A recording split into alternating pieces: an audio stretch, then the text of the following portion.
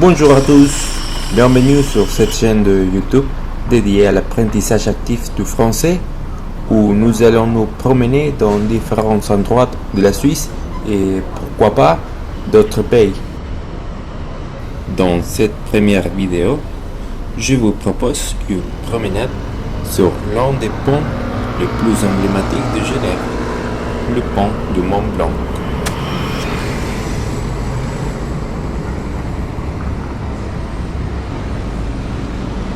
Ce pont traverse le lac Léman à l'endroit précis où le lac devient le Rhône.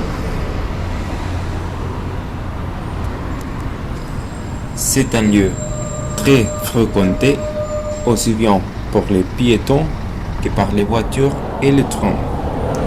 Mais c'est aussi l'un des meilleurs endroits pour voir le célèbre jet d'eau que nous verrons un peu plus loin.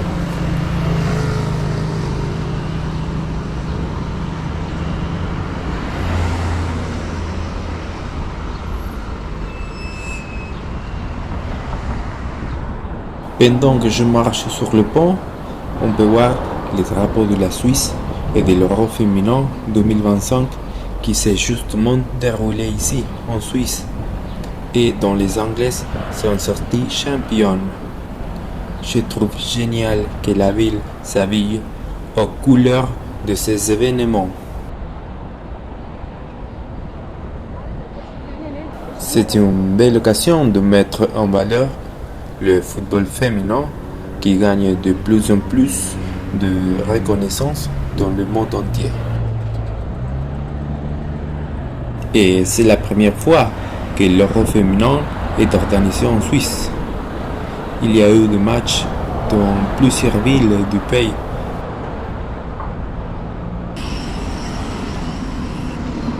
Revenons au pont.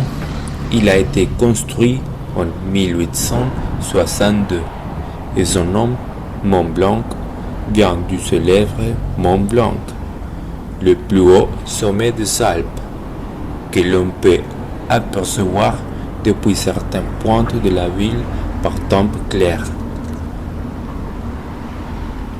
C'est intéressant de voir comment en Suisse tout est lié aux montagnes.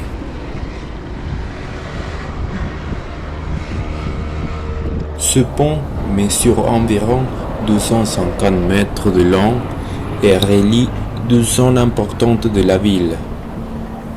La rive droite, où se trouve la gare Cornavant et de nombreux commerces, et la rive gauche, où l'on trouve la vieille ville, quelques musées et des bâtiments gouvernementaux. En plus du trafic, le pont est un lieu de passage pour les touristes et les habitants qui veulent profiter de la vue. D'ici, on peut voir l'île Rousseau, une petite île avec des arbres, des banques et une statue du philosophe Jean-Jacques Rousseau, né à Genève. Elle se trouve juste à côté du pont et vaut aussi le détour. Pour ne pas traverser la route, ni attendre que le feu passe au vert, on peut passer de l'autre côté en passant sous le pont.